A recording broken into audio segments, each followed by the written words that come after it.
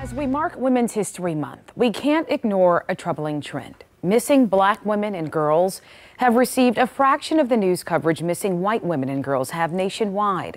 A study analyzing news coverage found that while black people make up nearly 40% of all missing persons cases, white women were overrepresented, receiving more than half of the national news coverage, even though they make up less than a third of all missing persons cases. And according to the National Crime Information Center, black women and girls are more likely to be reported missing. Last year, they accounted for roughly 36% of all females reported missing in this country, even though they make up 15% of all women and girls in America. As journalists here at News 3, we have taken action to address the disparity with our Have You Seen Me series. But as the son of a Suffolk woman who has been missing nearly 30 years tells me, there is still more work to be done. Janice Wright's last words to her 4-year-old son in 1993 live on in the mind of the man Alexander Young has become. The last thing that she said to me was, I love you and everything's going to be okay. He was with his mother at a neighborhood party in Suffolk 30 years ago when she left to meet someone in a red car and never returned. You don't think it was your mother's intention to leave you guys and never come back? No, absolutely not. She just came to me in my dream and was like, hey, don't forget about me. Look into this situation for me. So I made it my business to do so. I see you tearing up, Alexander. I'm so sorry. In the last year, Suffolk police solicited new leads in the mother-of-four's case, but Young tells me in the past 3 decades, news coverage of his mother's case hasn't gone beyond less than a handful of stories. Yes, it is frustrating. What about my mom? She was somebody too.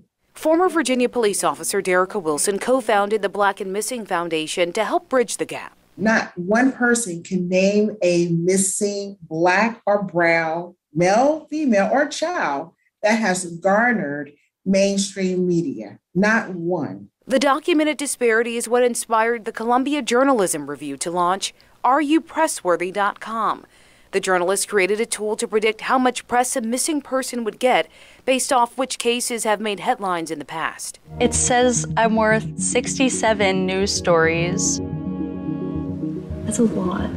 You are worth 8 news stories is what I'm saying. I would be worth 9 stories. That is really disheartening. Kyle Pope with the Columbia Journalism Review hopes their site serves as a wake-up call. If Black people go missing at double their occurrence in the actual population, which happens to be the case, there should be double the stories. But in fact, it's the opposite. So what's the root of this problem? One study says a lack of diversity in newsrooms. Another says a lack of diversity in law enforcement. Both can breed bias and blind spots. So we launched our Have You Seen Me series to scour national databases to find local cases that haven't become household names, like Catherine Benet Griffin of Portsmouth. Lord, did somebody put my daughter in the woods? Did animals get to her? Where is she? What could have happened to her? Linda Archie's had those questions for 11 years. Her daughter, a mother of 3, vanished from Victory Boulevard in 2012. The local newspaper did a series of stories, but it never gained national attention. No, she didn't get the coverage that I have seen others get that wasn't of color. What have these last 11 years been like for you? I still have moments when like now, man.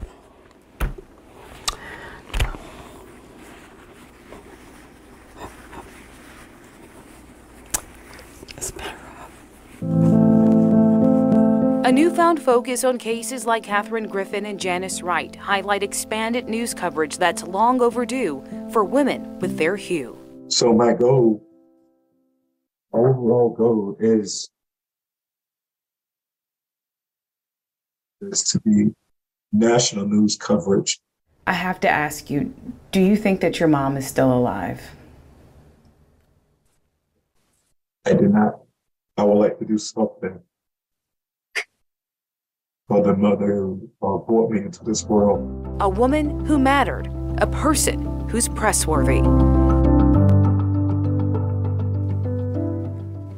And as you know, News 3 has been focusing on missing children and adults in our investigative team series, Have You Seen Me?, including a special program devoted to how these cases are researched and issues surrounding missing people of color. You can find my in-depth coverage up right now at WTKR.com. Just search Have You Seen?